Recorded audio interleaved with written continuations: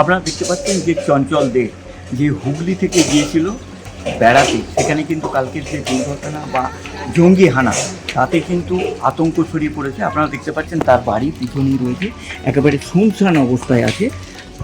বলা যেতে পারে যে কিছুটা আতঙ্কে পরিবার। এখন সময় যত গড়াবে তত কিন্তু বোঝা যাবে যে তারা ভালোভাবে ফিরে আসে কিনা। কেন আমরা এখনও পর্যন্ত খবর পাচ্ছি তার সাথে যে বাচ্চাটা আছে সেও কিন্তু একেবারে বাক্য হারিয়ে ফেলেছে বলা যেতে পারে। উপেন্দ্রনাথ কল্যাণ, জাজবাত 24 বাংলা, হুগলি। কাশ্মীরে জঙ্গি হামলার সাক্ষী হুগলির পরিবার আতঙ্কে, শিশুর মুখ বন্ধ। কাশ্মীরে ফের জঙ্গি হামলার রক্তচক্ষু, প্রাণ হারিয়েছে অন্তত 28 জন। এই ভয়াবহ ঘটনার সরাসরি সাক্ষী হুগলির ব্যাটেল টায়ার বাগানের বাসিন্দা চঞ্চল দে ও তার পরিবার। বেড়াতে গিয়ে সন্ত্রাসের কবলে পড়েছেন তিনি, তার স্ত্রী এবং ছোট পুত্র। চঞ্চলবাবু জানান, আচমকা গুলির শব্দ, হাহাকার, চোখের সামনে মৃত্যু, আতঙ্ক আর চরম বিশৃঙ্খলা। সেই দৃশ্যের মানসিক আঘাতে তাদের পুত্র ও শিশুটি সম্পূর্ণভাবে চুপ করে গিয়েছে, কথা বলা বন্ধ করে দিয়েছে সে। বর্তমানে এই পরিবারটি কাশ্মীরে আটকে পড়েছে। নিরাপত্তা ও মানসিক চিকিৎসার জন্য প্রশাসনের কাছে দ্রুত হস্তক্ষেপের দাবি জানিয়েছেন তারা। ঘটনার তীব্র নিন্দা জানিয়ে স্থানীয় বাসিন্দারাও দ্রুত উদ্ধার এবং পর্যাপ্ত সাহায্যের আহ্বান জানিয়েছে। 16 তারিখে গেছে, 28 তারিখে বাড়িতে ফেরার কথা। কে কে গেছিল? ও গেছে স্কুলের থেকে, কলিগরা গেছে, আমাদের হালি শহরে থেকে এক রিলেটিভ গেছে। আচ্ছা, 10-15 জন মতো বোধ হয়, ঠিক পারফেক্ট বলতে পারবো না স্কুল থেকে কতজন গেছে, 10-12 জন হতে পারে, কি 15 জন হতে পারে। মানে আপনার দেওর আর কে ছিল? ওর স্ত্রী আর বাচ্চা, একটা বাচ্চা। বাচ্চা। কালকে কি ঘটনার পর কি কথা হলো? ঘটনার পর ওরা তো জানালো যে মরতে মরতে বেঁচেছি। তো হোটেলে ঢুকেছে, আমরা শুধু বারবার করে ফোন করে এটাই জানতে চাচ্ছি যে ওরা সেফ আছে কিনা, ওরা ঠিক আছে কিনা। আমাদের কাছে ওইটাই এখন গুরুত্বপূর্ণ, ওরা ঠিকঠাক আছে কিনা, ঠিকমতো বাড়িতে ফিরে আসা।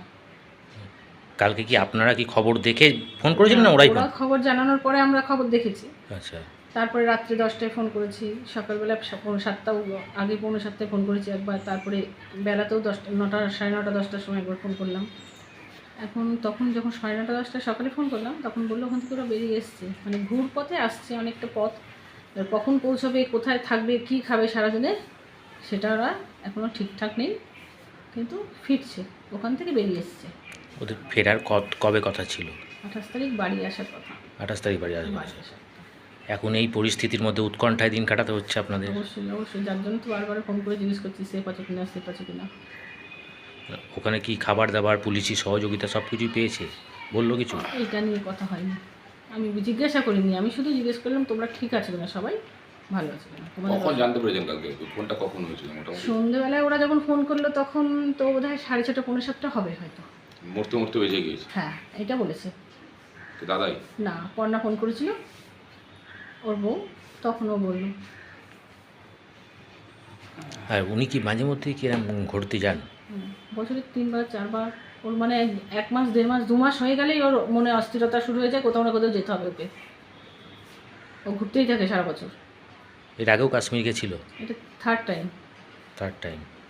কি বলবেন এরকম একটা ঘটনা? তার মানে কি পর্যটকদেরই কোনো সেফ নেই? না, ওই তো নেই, দেখাই তো যাচ্ছে, মানুষ ঘুরতে গেছে, পয়সা খরচ করে আনন্দ করতে গেছে, গিয়ে কেউ মরতে চায় নাকি? মানে এটা কি প্রশাসনের কি করা হাতে পদক্ষেপ করা উচিত? সে আমি জানি না, আমি আমারটুকুনি বলতে পারি যে আমাকে বললে কেউ, আমি কখনো যাবো না ওখানে। প্রশাসন কী করবে সেটা প্রশাসনের দায়িত্ব। মানে এই সময় তো কাশ্মীর মানে সকলেই এই সময় কাশ্মীর যায়। এরম আমরা একটা অনেক চেনাশোনা শুনেছি, আগে যাবে পরে যাবে, কেউ কদিন আগে ফিরে এসেছে, এরাও গেছে। এখন কি কোথাও ঘুরতে যাওয়ার আগে চিন্তা করতে হবে? কাশ্মীর হলে তো চিন্তা করতে হবে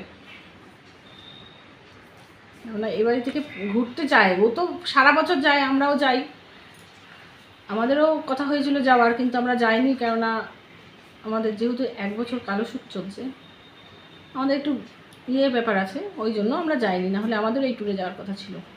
আচ্ছা, কী নাম দিদিভাই আপনার? বাসন্তী দে। বা কখন জানতে পারেন? আমরা পরশুদিন থেকে শুনতে পাচ্ছি যে উনি আটকে গেছে, এটাই জানি, আর কিছু আমরা জানি না। কে যে কে বাচ্চা আছে সঙ্গে, আবার সঙ্গে? দুটো ছেলে না, একটাই ছেলে আছে ছেলে ওদের আছে। সঙ্গে রয়েছে। হ্যাঁ আপনার এখানেই বাড়ি? হ্যাঁ আমাদের এখানেই বাড়ি, আমরা সব পাশাপাশি, ওই যে ওইখানে আমাদের বাড়ি, এরাও সব, হ্যাঁ ও ঘরে আছে। সবাই আতঙ্কে আছেন তো আপনি? হ্যাঁ আমরা, আমাদের অসুবিধা নেই, ওদের আতঙ্কে, ওরাই আতঙ্কে আছে বেশি, বা ওরা বেরোতে পারছে না, এটাই শুনতে পাচ্ছি আমরা। আপনার স্থানীয় বাসিন্দা হিসেবে কি চাইছেন যে তাড়াতাড়ি যে ভালোভাবে বাড়ি চলে আসুক আর কি। আপনার নাম? আমার নাম প্রিয়াঙ্কা দাস। এরকম এরকম গিয়ে আটকা পড়ে গেছে এরকম ব্যাপার, তাই আমরা সব চিন্তায় রয়েছি, সব পাড়ারই তো মানুষ, মানে পাশাপাশি থাকলে তো একটা স্বাভাবিক চিন্তা হয়। আমরা এই চিন্তা ভাবনাই করছি যে কখন বাড়িতে সুস্থ সবলভাবে বাড়িতে ফিরবে বাড়ির মানুষ। মানে আপনারা তো এইখানেই থাকেন, হ্যাঁ দেখছেন কি করেন ভদ্রলোক? উনি খুবই ভালো মানুষ, উনি টিউশনি পড়ায়, ফ্যামিলি নিয়ে থাকতে খুবই ভালোবাসে।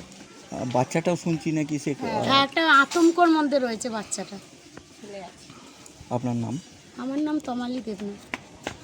উপেন্দ্রনাথ কোলার রিপোর্ট, জজবা 24 বাংলা।